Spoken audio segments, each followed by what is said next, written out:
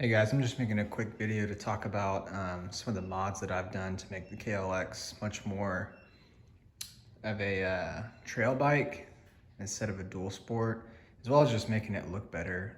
I kind of like, the more enduro style, dedicated dirt bike look.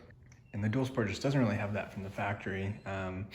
It looks kind of dorky in my opinion, so start all the way at the front here. The biggest thing that I think changes the look of the bike is this Polysport KX450 front fender. It's much more aggressive and larger. The shape of the stock one is more like, kind of has like this V, kind of like V shape. It looks like a beak and it doesn't look that good. The lines on this Polysport look much better. You can see it's much smaller and it's got all these angles in it, and it kind of closes in on much tighter, whereas this one stays real opened up and wide like more of the MX bike. I did some lower fork guard graphics, the attack graphics which go around the wheels on the front and back, and then also this Polysport upper fork guard. So it's just a kind of a wraparound piece to keep your forks from getting dinged up. Did the Tusk mini stock LEDs, and then the Tusk off-road D-Flex Pro handguards. These handguards do not fit very well. It was kind of rough to get them on. And I know all handguards are universal, but they do take some engineering and some mechanical persuasion to get on, but once they're on, I hope I don't have to take them off because that would be tough, but at least they're there and they are like super solid. I mean, they're stiff on here. They're not going anywhere.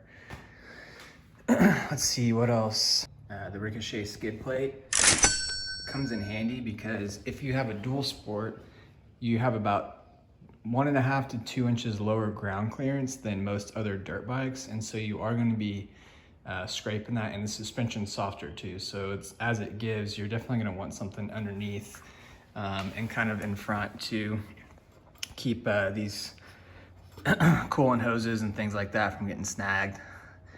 And then I did some Amazon foot pegs, stock ones. Everybody's kind of talked about them before.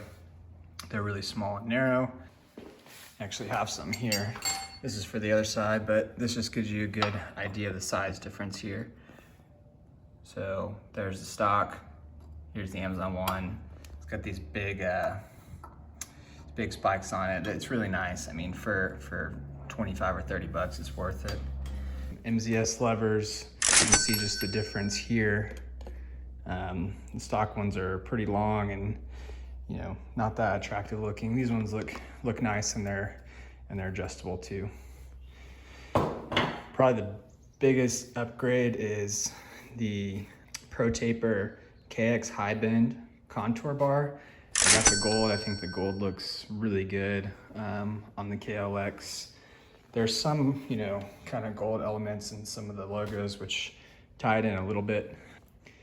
And then, you got to get the Pro Taper bar 7/8 to 1 1/8 bar adapters.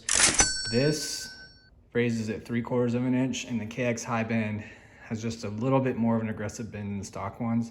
So overall, I think it's about 1 inch higher, which when you're standing up riding makes a huge difference. Other than that, just got some Pro Taper 1/3 waffle grips. So moving further back, you can see I have the tail tidy kit from TST Industries, and that really makes the back look much, much better. I removed the little tool bag back here. Probably the biggest thing is the Pirelli MT21 front tire. They call it the Rallycross tire. It says it right there on the side. This plus the Tusk D-Sport rear tire. These are what's required to make the bike usable off-road. Without the tires, everything else is pretty much worthless. And then the last thing, which you won't be able to see, I just got a Sunstar 13 tooth front sprocket, which is about a 7% increase in torque, which also translates to a 7% decrease in top speed. So you will be revving a little bit higher on the highway, but I don't really spend that much time on the highway, and it is worth it to have that off for off-road. Just other than that, a small little trail mirror, which works for just, you know, doing little quick trips around town too. It's not great, so don't expect this to replace your stock mirrors, but it's something. And it's something that you don't have to take off when you go trail riding either. You just kind of leave it on. It doesn't really get in the way.